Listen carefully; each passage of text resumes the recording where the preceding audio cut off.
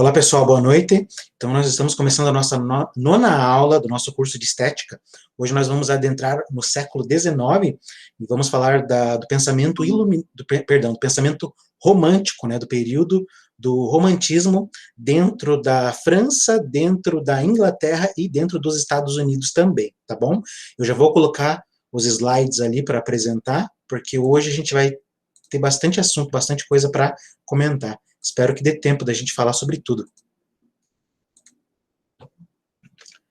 Então tá, hoje a gente vai entrar então na estética da França, da Inglaterra e dos Estados Unidos no século XIX. Próxima aula, tá? A gente vai falar da estética no século XIX na Alemanha, na Itália e na Rússia, tá? Então hoje é França, Inglaterra e Estados Unidos, tá bom?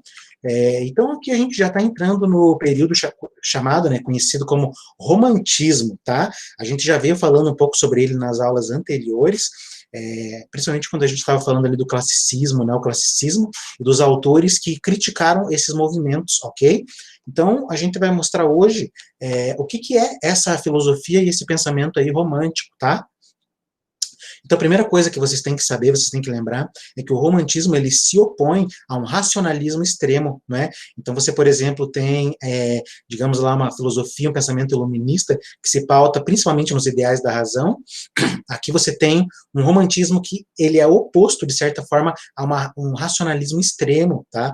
O romantismo, ele traz justamente essa ideia aí das paixões, dos sentimentos. Então, o romantismo é um período caracterizado justamente por uma valorização dos sentimentos, tá? E tem outras coisas que estão em jogo no romantismo, como também o nacionalismo, né, uma forma de expressão, e a questão da imaginação também que aparece, ok?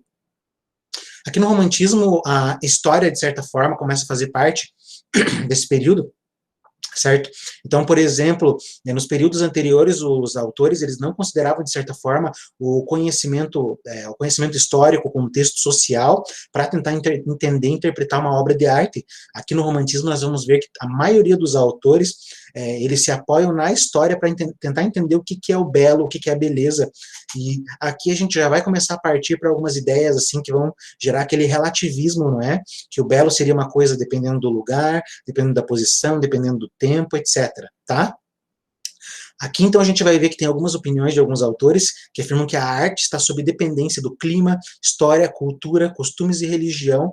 Então, a gente vai ver que os autores vão afirmar que a arte, ela depende de uma série de coisas para ser arte. A beleza também está atrelada a certas coisas. Vão ter, é claro, aqueles autores no século XIX que vão defender a opinião clássica, o ponto de vista clássico, afirmando que a beleza é única, ok? Mas aqui já começam a aparecer uma série de autores que afirmam que o belo, a beleza, a arte, ela é uma coisa que se modifica, de certa forma, de região para região, dependendo da sua cultura, do seu povo, da sua religião, etc., tá? A arte, né, nesse período romântico, a gente vê que a arte, ela não está desligada da vida dos povos, tá? Então, funciona da seguinte forma, para você entender a arte, você tem que entender a vida de um povo. Aqui começa todo um trabalho de antropologia, aqui começa todo um trabalho de sociologia também, porque agora você vai analisar, digamos assim, a arte a partir de um ponto de vista social, a partir de um ponto de vista cultural, a partir de um ponto de vista político. É aqui que a sociologia, a antropologia são ciências assim que estão bombando, digamos assim, porque é justamente nesse período, né, que a gente tem lá o positivismo do Auguste Comte, não é? E é ele justamente que é considerado um dos pais da sociologia. E aqui agora a arte, ela vai estar justamente vinculada a essa questão do povo, a questão social, etc., tá? Uma outra coisa muito importante nesse período histórico também é o desenvolvimento da biologia, principalmente as teorias de Darwin e o evolucionismo de Spencer, ok? As teorias darwinistas, principalmente lá na Inglaterra, a gente vai ver que elas afloram para todos os campos, né? Há um darwinismo na física, há um darwinismo na arte, há um darwinismo na filosofia, certo? O darwinismo, ou a teoria evolucionista do Spencer, etc., são teorias que são muito utilizadas nesse período, inclusive para entender a arte, ok? Aqui a gente já passou pelo período da Revolução Francesa, em 1789, e essa revolução, obviamente, causou uma série de transformações no mundo político, no mundo social, e aqui a arte, ela sofre grande influência, digamos assim, da Revolução Francesa. O que a gente percebe?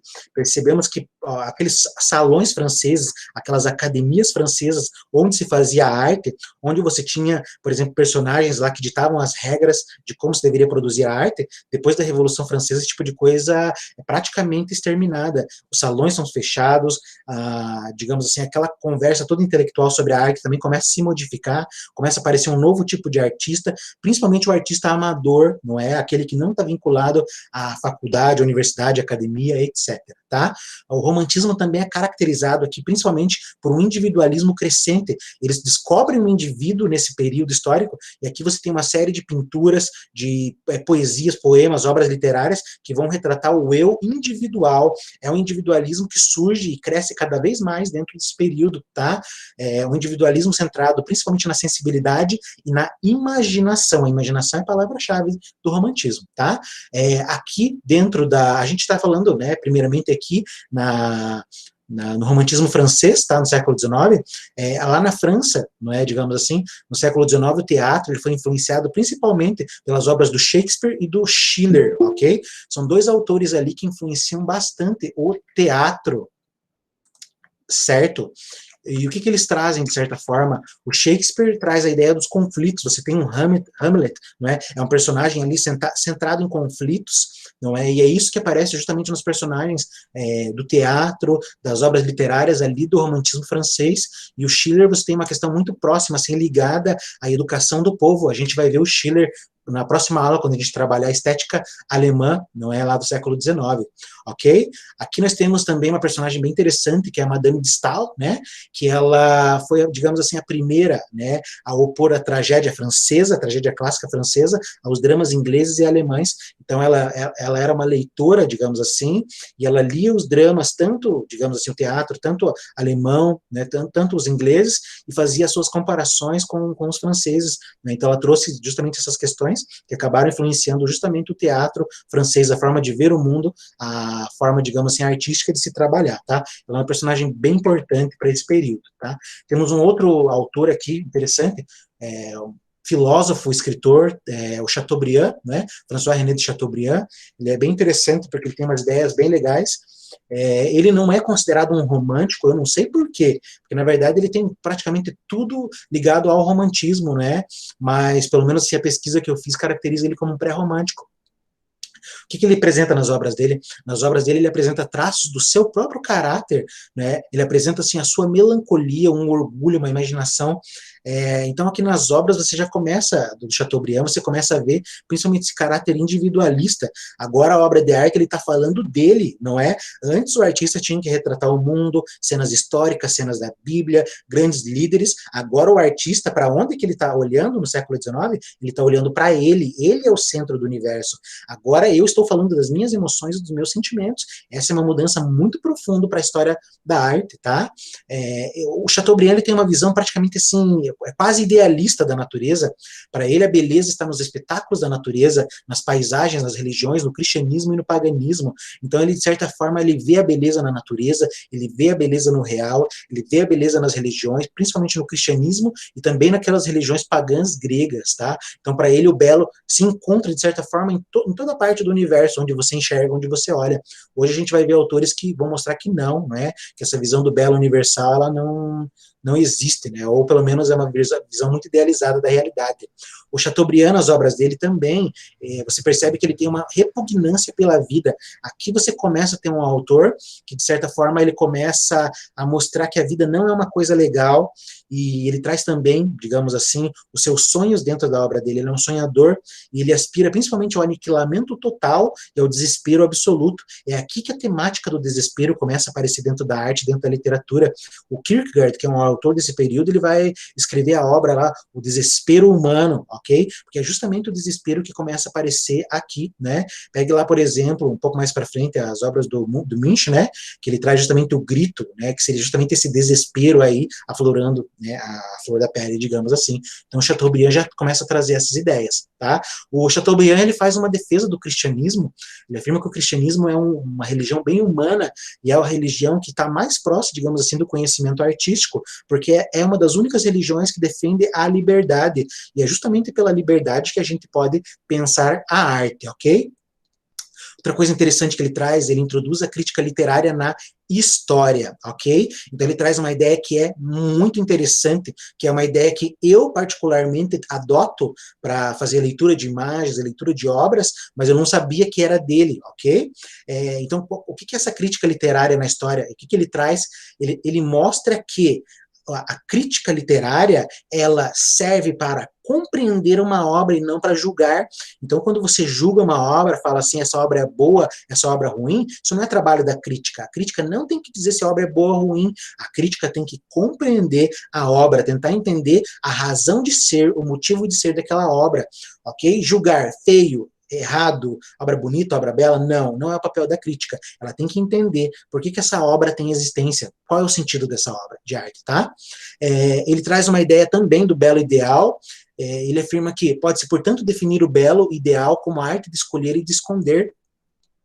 Para ele, existe um belo ideal que é justamente, de certa forma, o fato de você olhar para a realidade e tirar as coisas que não são agradáveis. Esse belo ideal é você mascarar as coisas, as ideias, as pessoas, tá? Geralmente, quando você está apaixonado, geralmente, quando você ama, você está dentro dessa perspectiva do belo ideal, porque qualquer coisa que a outra pessoa faça é uma coisa maravilhosa. Você esconde, você tenta mascarar aqueles erros, aquelas coisas que você não gosta, e você vê a pessoa a partir de um belo ideal, apenas tentando enxergar os lados positivos, sem ver os lados negativos. Então é isso que o Chateaubriand traz. Há um belo ideal, e esse belo ideal ele tenta mascarar toda, digamos assim, a feiura da realidade, ok? Ele afirma que os povos anteriores à civilização não conheciam esse ideal, não é? Então a gente pensa, por exemplo, lá nos povos da pré-história, não é? O Chateaubriand diria, não, eles não têm um belo ideal, porque o contato deles com a natureza é um contato mais puro, digamos assim, mas a gente viu na nossa primeira aula que provavelmente eles tinham um certo tipo de idealização também, tá bom? Essa aqui é uma ideia bem interessante do Chateaubriand. Temos dois autores aqui também bem interessantes, né? Um deles bem famoso, que é o Victor Hugo, que escreveu Os Miseráveis, ok? Victor Hugo também é um crítico de arte, também é um pensador, ok? Vamos falar primeiro ali do Lamartine, tá bom? O Lamartine, ele é um autor idealista, tá? E essa é uma coisa bem interessante, porque o idealismo, na verdade, ele é muito forte na Alemanha, tá? Ele é um autor francês e ele, de certa forma, é um precursor ali do idealismo. A gente vai ver o idealismo na próxima aula. Por que ele é um idealista? Porque ele exclui todo o feio e todo o mal da natureza. É praticamente igual aquela ideia ali do Chateaubriand, né? O Lamartine, ele acredita que nós podemos viver num mundo ideal a partir das nossas ideias, a partir da nossa consciência e excluir tudo aquilo que é feio, tudo aquilo que é mal, tudo aquilo que é errado. Você pode, de certa forma, não sei se eu poderia usar essa palavra, se alienar do real e ver o mundo apenas pelo aspecto ideal, uma visão muito otimista do mundo e da realidade, tá? Bem interessante. Victor Hugo, né, como eu já falei, escritor dos Miseráveis, né, e outras obras bem interessantes, ele traz uma ideia aqui bem legal.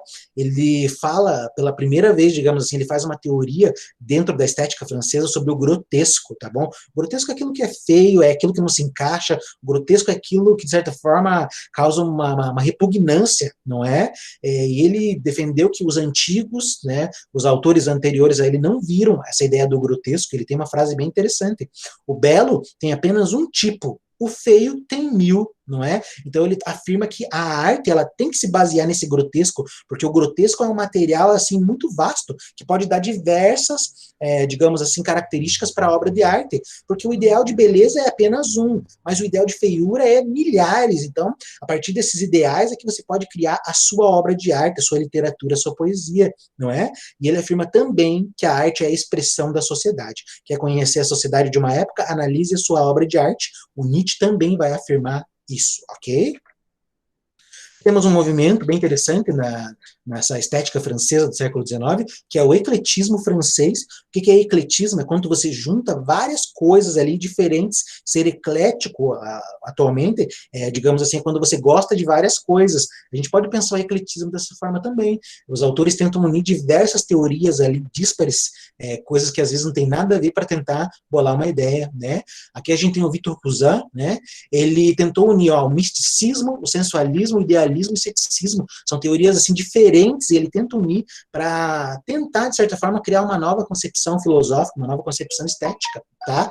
Ele faz a diferença do belo e do agradável, tá? Geralmente os autores que a gente viu anteriormente, eles uniam a beleza com o agradável. Aquilo que me agrada é belo. Ele mostra que não, belo e agradável são coisas diferentes, porque o belo é um conceito, é uma ideia que está na razão, enquanto o agradável está nos sentidos. Então o belo não está nos sentidos, na sensação, na experiência, o belo está na razão, o belo está na cabeça, o belo está na ideia, mas o agradável é aquilo que está nos nossos sentidos, ok? Ele afirma que o gosto, né, digamos assim, a sua capacidade de perceber uma obra de arte, de analisá-la, é a união tanto do sentimento, né, da razão e também da imaginação. Quando você une sentimento, razão e imaginação, você consegue, de certa forma, ter um gosto apurado. O gênio, aquele que é o artista, aquele que cria a obra de arte, é aquele que sabe unir o gosto com o gosto, né, digamos assim, o sentimento, a razão e a imaginação. Ele sabe unir todas essas coisas. Ele tem sentimento, ele tem paixões, ele tem a razão, ele é inteligente, ele também usa a imaginação. Esse é o gênio. Esse é o mestre da obra de arte, tá bom? O que une todos esses conceitos, tá? Temos outro autor aqui do ecletismo francês, né? O Théodore Simon Geoffroy, ok? Ele fala da percepção do belo, ele está interessado mais, de certa forma, na maneira, né, na forma como nós percebemos as coisas. Então, nessa percepção do belo, nós temos dois elementos ali principais que ele traz, ok? Ele afirma que fora de nós há objetos, né? E dentro de nós há um fenômeno que produz esse objeto em nós.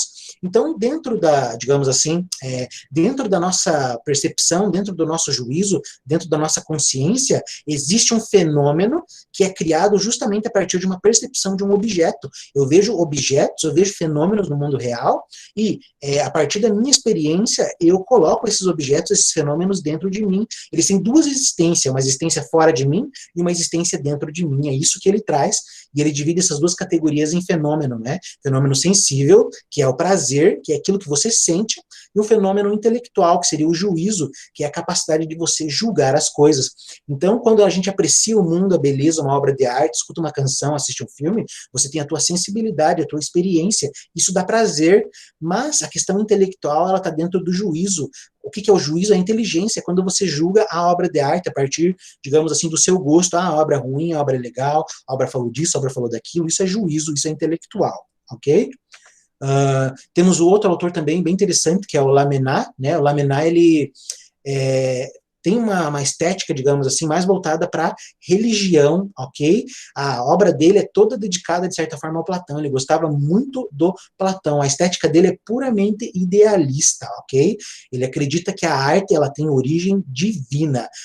O primeiro artista é Deus. Deus, quando cria a realidade, cria o mundo, ele pinta a realidade, ele pinta o mundo com as suas cores, com as suas formas, com as suas belezas. Então, Deus é o primeiro artista. Deus cria a arte, Deus é o artista, tá? Isso aqui se assemelha muito, quando a gente viu lá, por exemplo, a mitologia grega, lá no início do nosso curso, na nossa segunda aula, com a ideia de um Deus como Apolo, que é o criador da arte, ok? Mas aqui ele está falando, obviamente, do Deus cristão.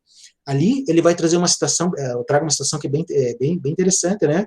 Deus, que Platão, na sua linguagem tão poeticamente profunda, chamava o eterno geômetra, é também o supremo artista. A sua obra é o universo. Então ele fala que aquele Deus que Platão traz na obra dele, o Timeu, que ele chama de o eterno geômetra, o grande geômetra, etc., o Lamennais traz aqui a ideia de que esse Deus, ele é o artista, tá? E a obra de arte de Deus é o universo, é a criação dele. Deus é o artista que criou o universo, ok?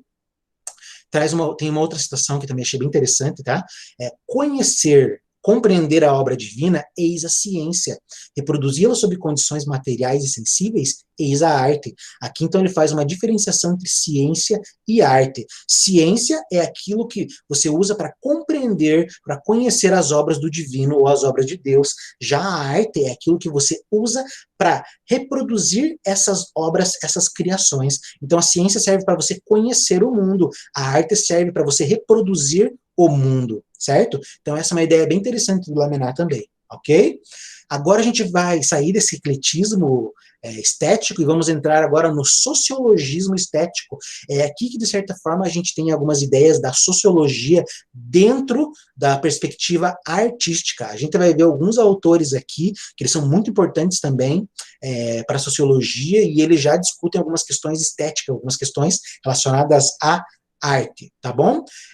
O que a gente tem nesse sociologismo estético de maneira geral? A gente tem a ideia de que a arte ela é multivocal. Como assim? O que é arte multivocal? Aqui nesse sociologismo estético, nessa sociologia estética, nessa sociologia da arte, digamos assim, eles acreditam que a arte, ela pode falar de tudo. A arte fala de política, fala de religião, de Deus, do homem, da mulher, do casamento, do namoro, do cachorro. A arte fala de tudo. Entretanto, o grande problema desse sociologismo estético é que a arte, para eles, não consegue falar de si mesma, não é? Não existe aqui uma concepção de arte pela arte, né? Aqui é uma concepção de que a arte ela serve para explicar tudo que você puder, digamos assim, jogar pela arte, a arte vai poder explicar, mas a arte não pode explicar a si mesma, até porque eles criticam essa ideia de arte pela arte. A arte ela tem que ter um sentido dentro desse sociologismo estético, tá? Então, a arte é o meio de todas as atividades coletivas. Tudo aquilo que, de certa forma, se relaciona ao homem tem a ver com a arte, ok? A arte ela é uma maneira, de certa forma, de unir os homens em sociedade. Tudo que você pensa coletivamente vai aparecer a arte, mas a arte ela serve justamente para você mostrar, para você entender essas relações sociais. Mais uma vez, né, criticam a arte pela arte, então fazer uma arte ali que seja fim em si mesma, né, uma arte que fale apenas do seu próprio objeto, digamos assim, é uma coisa que eles criticam. A arte para eles tem que ter conteúdo, por isso que é uma estética do conteúdo. A arte tem que servir para alguma coisa, se não servir para nada, não é arte, tá? Aqui a arte social, ela tem como fundamento a filosofia de Schiller. A gente vai ver o Schiller quando a gente falar da estética alemã no século XIX. A filosofia do Schiller, ela é uma filosofia voltada para a educação. Ele traz uma ideia de educação artística, educação pela arte. A arte como uma forma de educação suprema do espírito humano. E a gente vai dar uma olhada nisso na próxima aula. Tá bom? Temos aqui, né, um dos pais aí do socialismo utópico, digamos assim, foi o que Marx chamou, né, o Saint-Simon, o Conde Saint-Simon, e ele traz também algumas questões sobre a arte, sobre a estética bem interessante, embora ele esteja, digamos assim, mais propenso a falar da política, não é? Principalmente da questão ali do socialismo, ele também traz reflexões bem importantes ali para a estética, tá? A filosofia do Saint-Simon, né, principalmente pelas pessoas que seguiram ele, pode ser dividida, digamos assim, em duas fases principais, ou duas formas de pensamento, não é? Uma filosofia industrialista e uma filosofia mística. Então, as pessoas que fizeram a leitura de Saint-Simon fazem tanto essa leitura industrialista, digamos assim, e uma leitura mística da obra dele, tá? O que é essa leitura industrialista? O que isso tem a ver com a arte, ok? Aqui nessa perspectiva industrialista, ele tenta mostrar que a arte é um reflexo da realidade. Mais uma vez, se você quer conhecer o pensamento do povo, analise a arte, porque a arte é o espelho da sociedade, tá bom? Se você não gosta da arte de um povo, provavelmente você não vai gostar do pensamento desse povo, porque a arte é a expressão, a arte é o espelho da ideia da sociedade em geral. Essa é a perspectiva industrialista da filosofia do Saint-Simon, não é? Agora também tem a perspectiva mística, que é uma outra leitura da obra dele, tá? Aqui nessa perspectiva mística, ele traz a ideia de arte como presciência do futuro e guardiã das tradições passadas.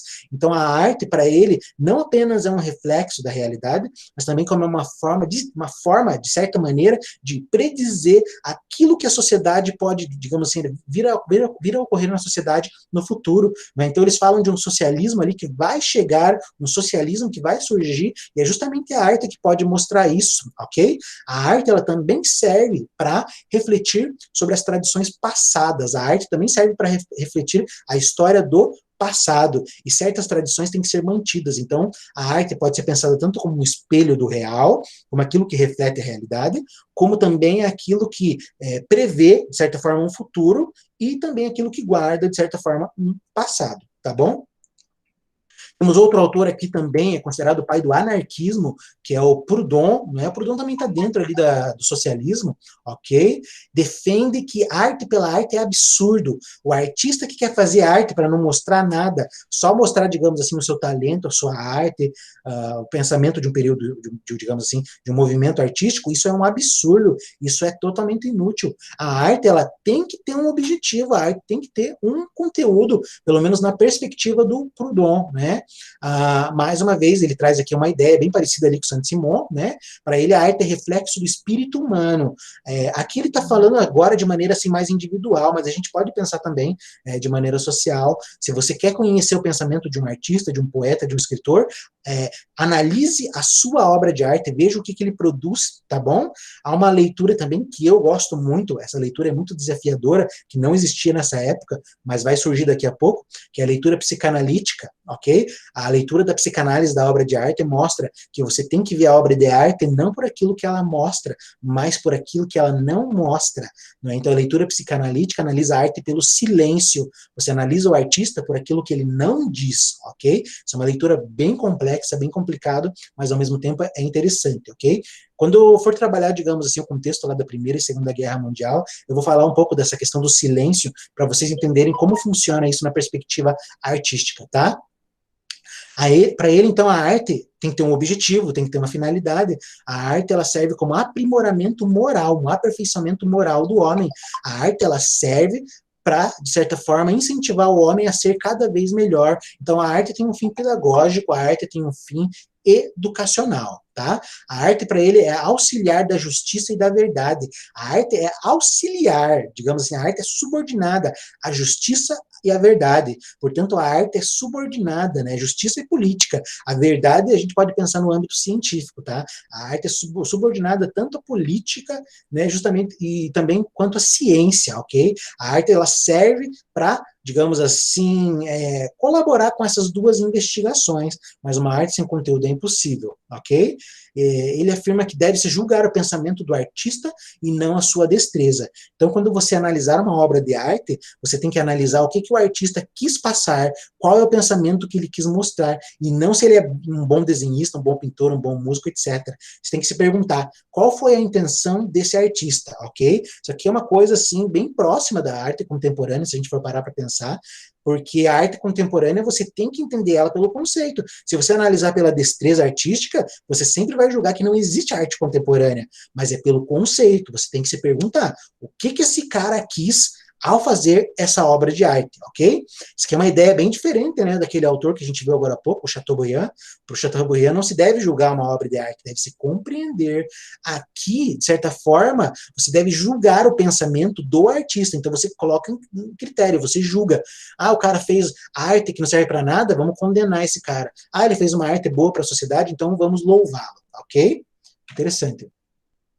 Uma outra ideia do Proudhon, aqui também é o Proudhon, né? Ele traz a ideia de que o artista deve sacrificar o seu gosto, a sua personalidade e suas ambições ao grupo. Ou seja, o artista não pode pintar o que ele quer, não pode pintar os sonhos dele, não pode pintar aquilo que ele deseja, aquilo que ele sente, não. Ele tem que pintar, ele tem que retratar, ele tem que escrever uma obra de arte, um livro para a sociedade, para o grupo. Ele não pode pensar nele mesmo, não pode ser egoísta, não pode ser individualista, ele tem que pensar nele mesmo. Ok?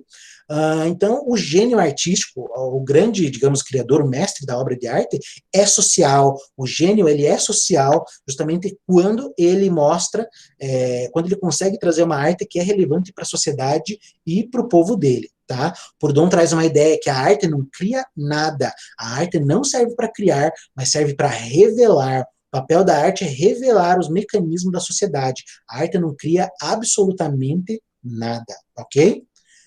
Mais um autor aqui do sociologismo estético, né? O Hippolyte Taine, né?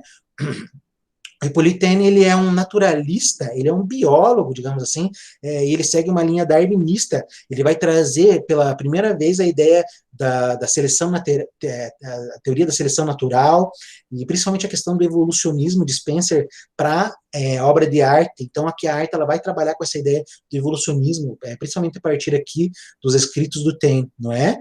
Ele procura, de certa forma, leis estéticas. Então, aqui o Taine está agindo como um cientista, ok? Isso aqui, pessoal, é bem complicado, porque a gente está falando de um período histórico chamado romantismo. O romantismo é um período que valoriza os sentimentos, as paixões, as emoções, e aqui a gente está com um outro lado da moeda, que está exaltando o pensamento científico. Por que está exaltando o pensamento científico?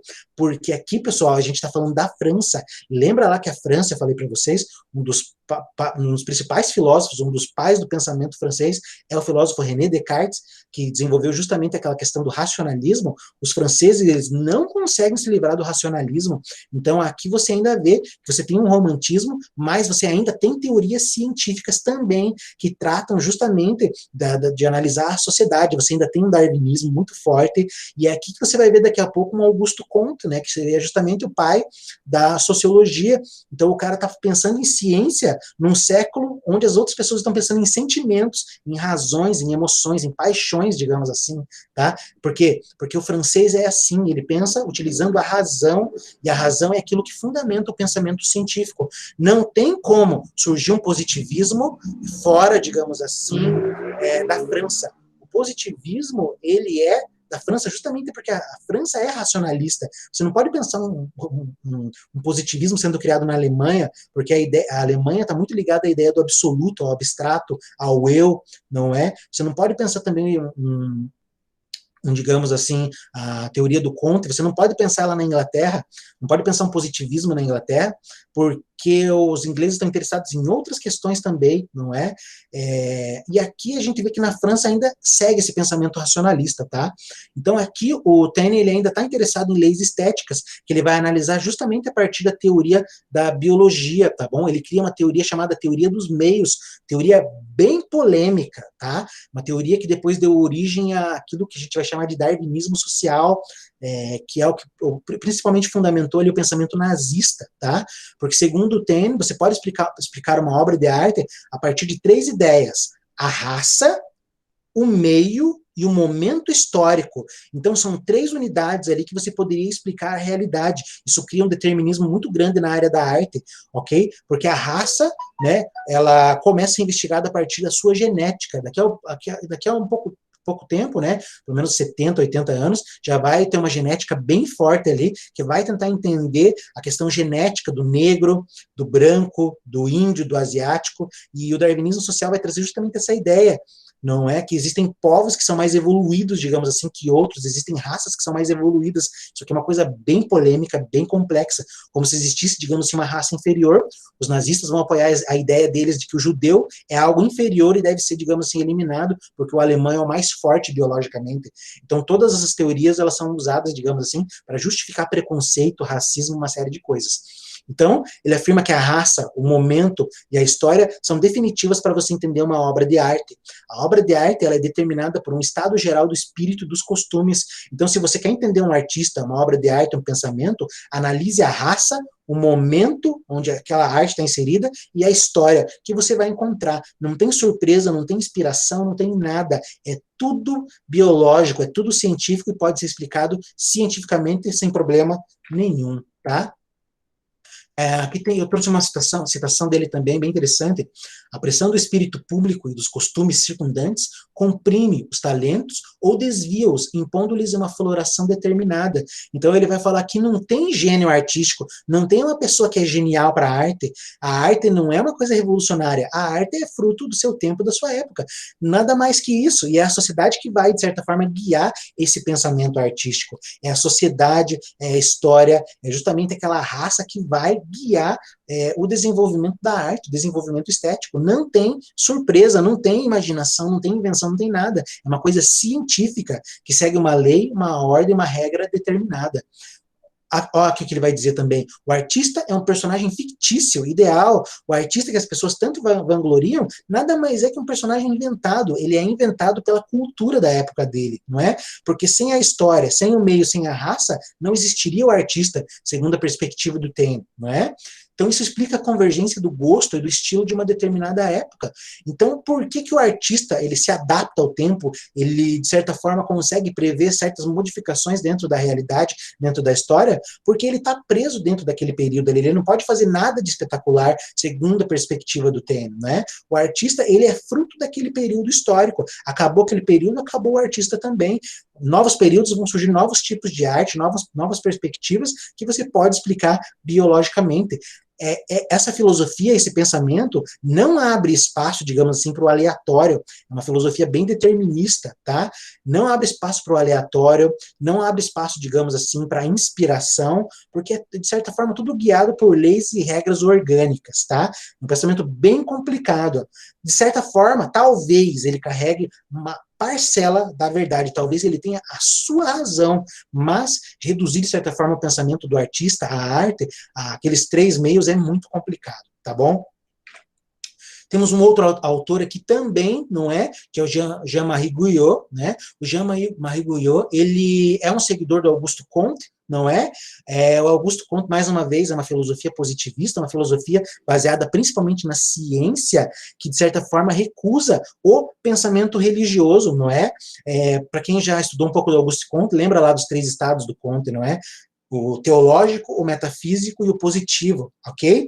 Entretanto, na filosofia do Auguste Comte, parece que há uma grande contradição, porque ele nega a religião a todo momento, mas chega no último estado da evolução humana, segundo Comte, que é o estado positivo, o cara vai lá e me cria uma religião positiva, tá? Então, aquilo que ele negou de perspectiva, de formas religiosas, ele começa a trazer justamente agora no estado positivo. Tem até uma religião positiva ali em Curitiba, perto do Largo da Ordem, já frequentei, tem umas ideias bem interessantes também, mas dentro do positivismo do Comte é meio estranha essa ideia, e essa teoria, digamos assim, dessa religião positiva, influenciou inúmeros filósofos e inúmeros pensadores. O Guyot foi um deles, tá?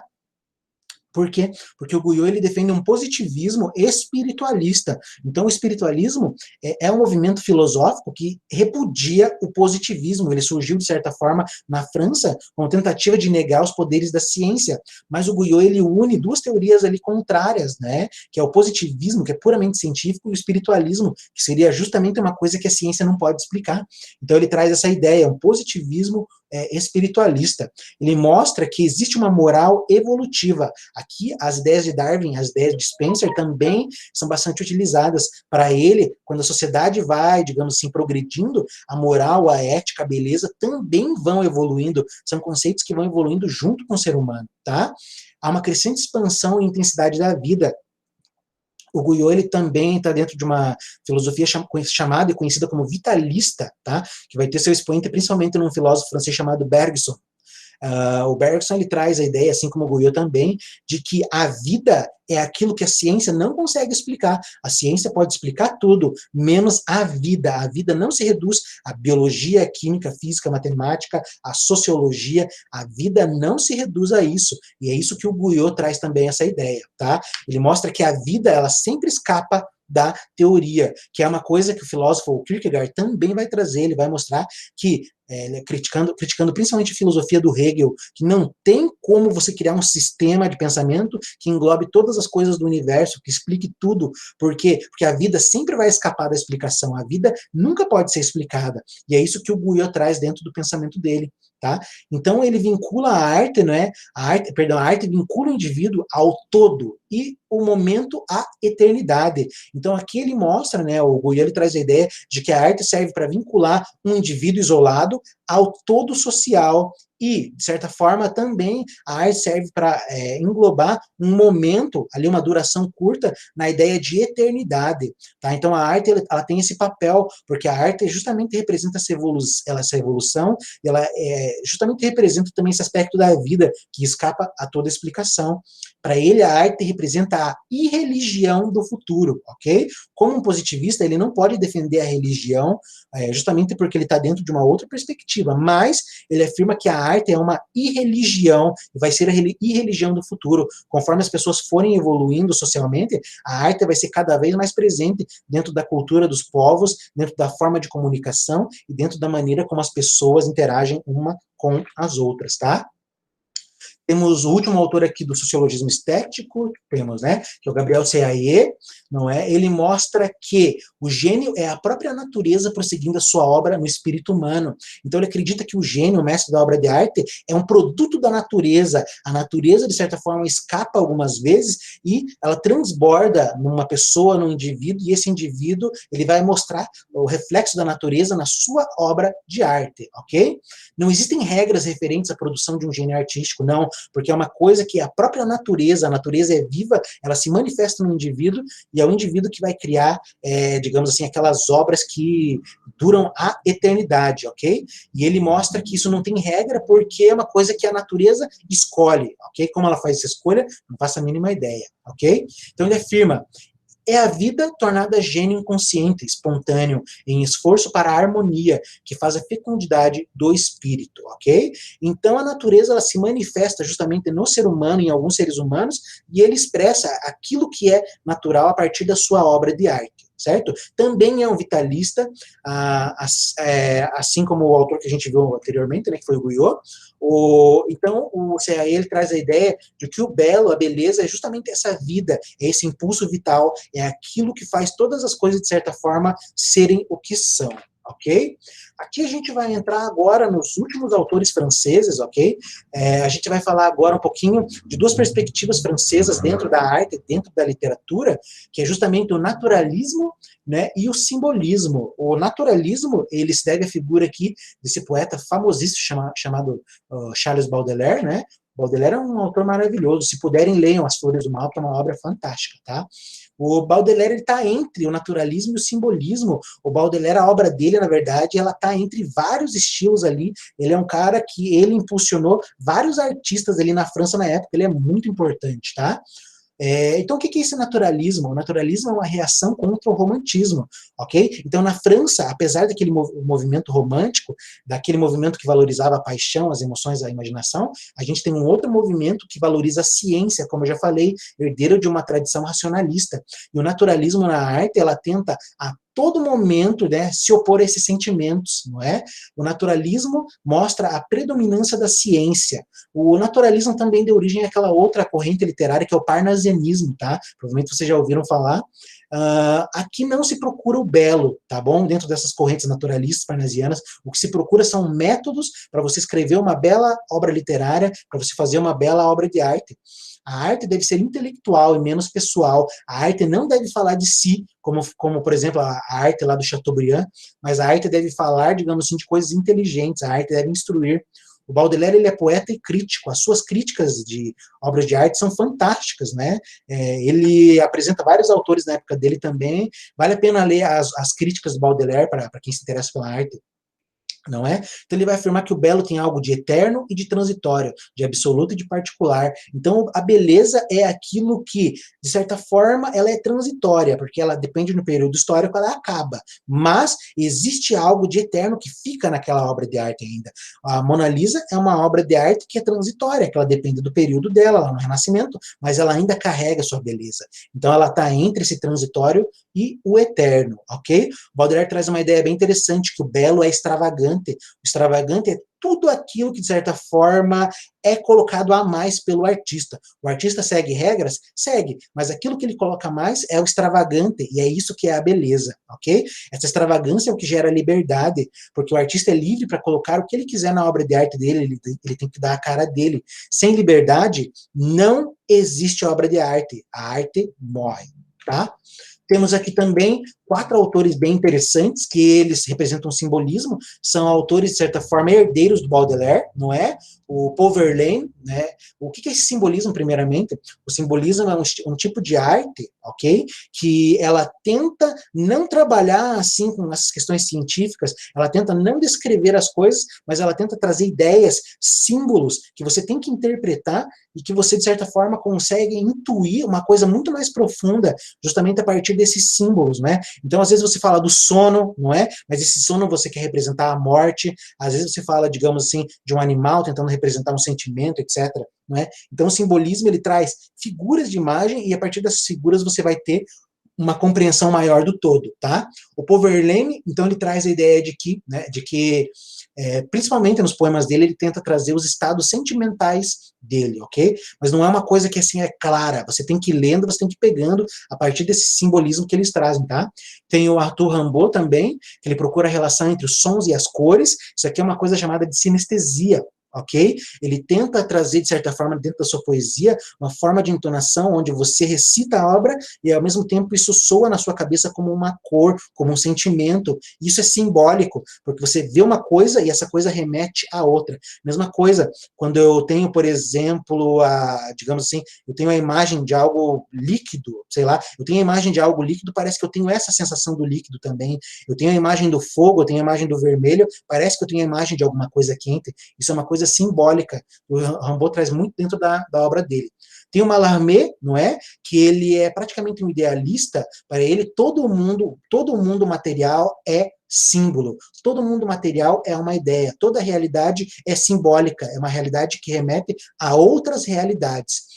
Temos o Emile Verhaeren, né, que ele é defensor do verso livre e tudo aquilo que entrava em espontaneidade. Então, aquela poesia, aquela obra de arte que seguia aquelas regras específicas, ele tenta, de certa forma, acabar, não é? Ele traz uma obra de arte muito mais livre e espontânea, tá bom? Agora a gente vai entrar rapidamente na estética da Inglaterra. É pouca coisa, Inglaterra e Estados Unidos aqui dentro desse período, tá? Aqui na Inglaterra a gente tem uma outra perspectiva. Aqui a gente tem o século da ciência. Aqui a teoria darwinista e a teoria do Spencer, o evolucionismo do Spencer, estão, digamos assim, são muito utilizadas. O Darwin é um autor assim, que explodiu na Inglaterra. Praticamente tudo que tinha, digamos assim, perspectiva científica, política, ética, passava pelo darwinismo. É um autor muito importante para esse período aqui na Inglaterra, ok? Aqui, para você ter uma ideia, a ciência, ela só vai ter um fim lá no fim do século XIX, justamente por quê? Porque a partir desse período que eles começam a ver o poder destrutivo da ciência e aquele otimismo que eles tinham em relação à física, química, matemática, começa a ser destruído, e eles são muito influenciados pela filosofia do Schopenhauer, que é uma filosofia pessimista, que a gente vai ver no próximo encontro. Então eles começam a ver que a ciência é uma coisa que ela traz a destruição, e eles começam a se voltar para uma outra perspectiva, para um outro caminho. Mas até o final do século XIX, a ciência bombava nesse período, ok? Depois disso, a ciência também começa a se tornar flexível. A ciência não fala mais da verdade absoluta, mas a ciência ela é uma aproximação da realidade. Ciência não é verdade absoluta, mas ela é uma aproximação do mundo real. E nesse período, no finalzinho do século XIX, a arte, enfim, se liberta da ciência, justamente porque a ciência começa a ser vista, de certa forma, como uma vilã, e a arte é aquilo que pode salvar o homem, o ser humano.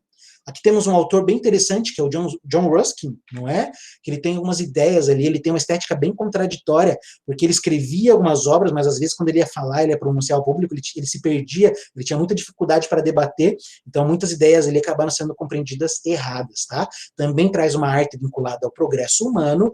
A arte, ela se vincula ao progresso da humanidade. Vai chegar um momento que a humanidade vai progredir tanto que a arte vai poder ser abandonada, você não vai precisar mais da arte, ok? Ele acredita que a ciência explica tudo, ou quase tudo. A única coisa que ela não explica é a beleza.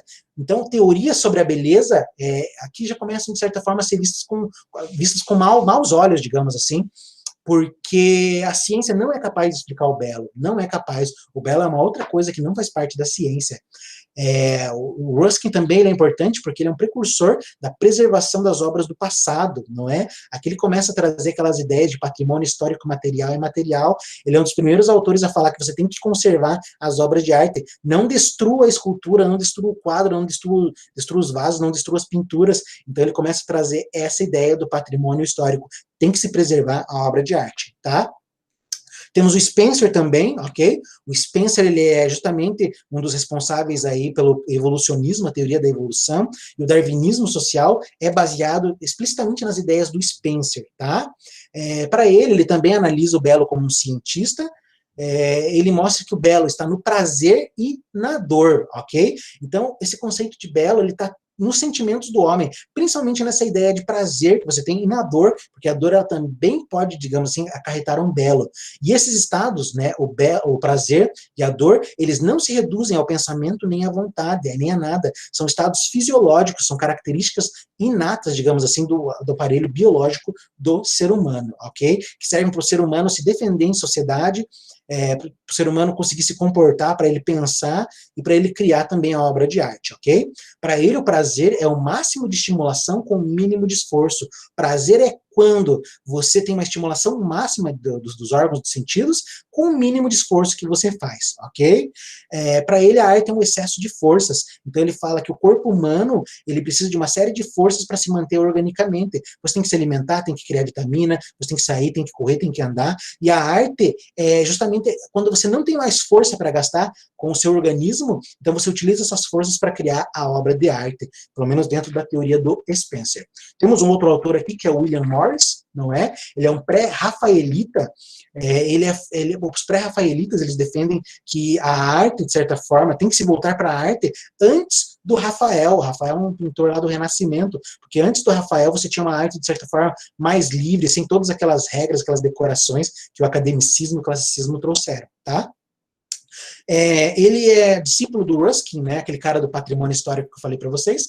Para ele, a beleza faz parte do ser humano e não do divino, não é? A natureza não quer o feio nem o mal. O Morris também era de uma perspectiva socialista, não é? E ele se desanimou muito com a política, por quê? Porque ele afirmava que a natureza não admite o mal nem o feio, mas ele afirmava que para onde ele olhava dentro da sociedade, ele só via o feio e o mal. Quando ele olhava para o lado, quando ele olhava para os outros, quando ele olhava para as pessoas, ele via uma realidade totalmente malvada e totalmente feia, tá? Então ele acreditava que a sociedade era um grande problema por causa disso, diferente da natureza, não é?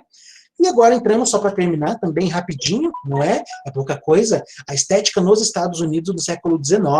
Até esse século XIX, até o início do século XIX, não havia uma obras de arte puramente americanas, estadunidense, porque, de certa forma, ali a arte feita naquele período ainda era inglesa, holandesa, francesa, certo? Não tinha uma arte com cara de americana ainda, tá? Só a partir do século XIX começa a surgir uma arte, digamos assim, mais propriamente ligada aos Estados Unidos, ok? Então não existem estetas, não existem pessoas que estudam o belo, mas isso é feito a partir, né, dos poetas, dos psicólogos e dos filósofos. São esses autores que vão trazer a ideia do belo. Temos aqui um cara muito famoso, que é o Edgar Allan Poe, não é? O Edgar Allan Poe, ele é um dos primeiros autores ali a escrever contos de terror, por exemplo, influenciou uma série de autores, não é? Tem obras de literatura, de poesia, tem um monte de coisa. Ele também, de certa forma, era um crítico de arte, é um autor bem interessante.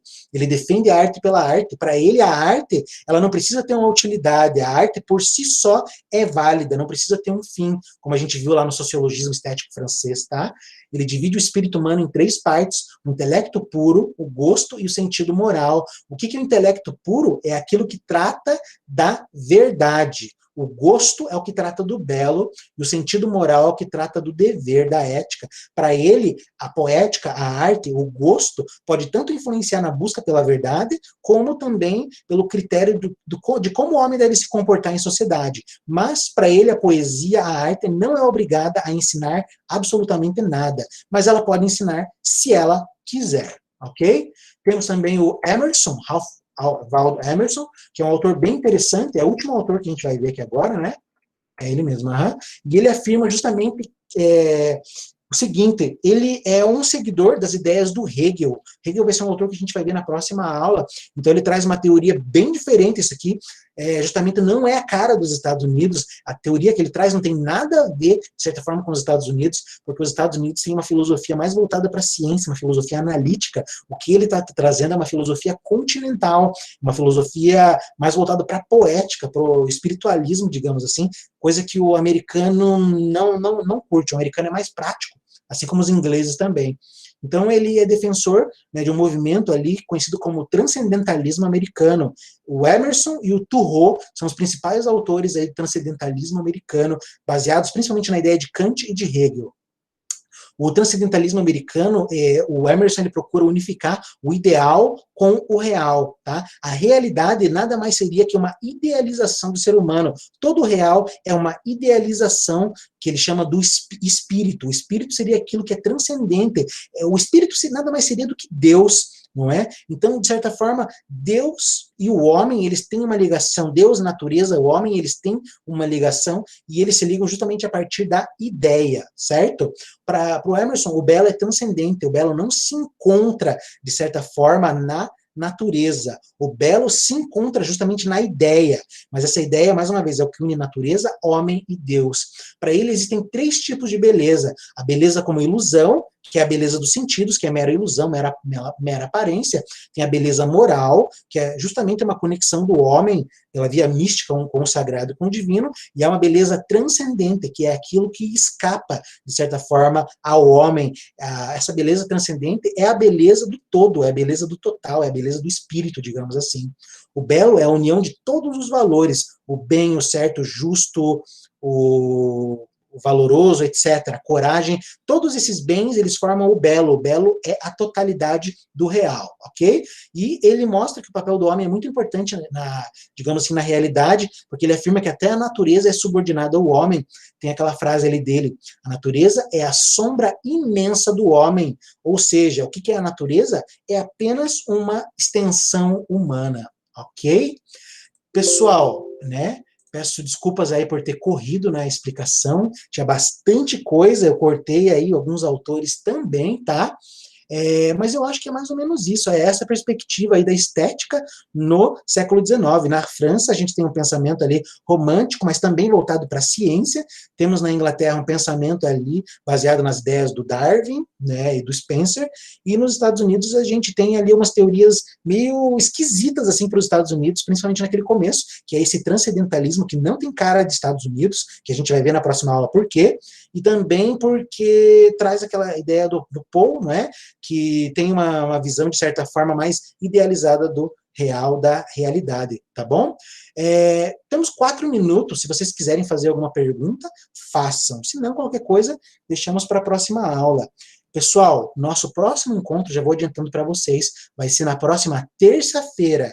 Essa semana eu estou com bastante coisa da escola para fazer, estou com bastante coisa, tem bastante compromisso também, então a gente não vai conseguir se encontrar essa semana, né? Nós deixamos para a próxima terça, tá bom?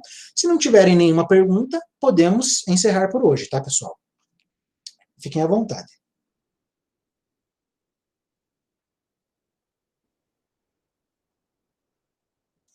Então é isso, pessoal. Nos vemos então na próxima aula, tá? Muito obrigado aí pela participação de todos. Tenham uma boa noite.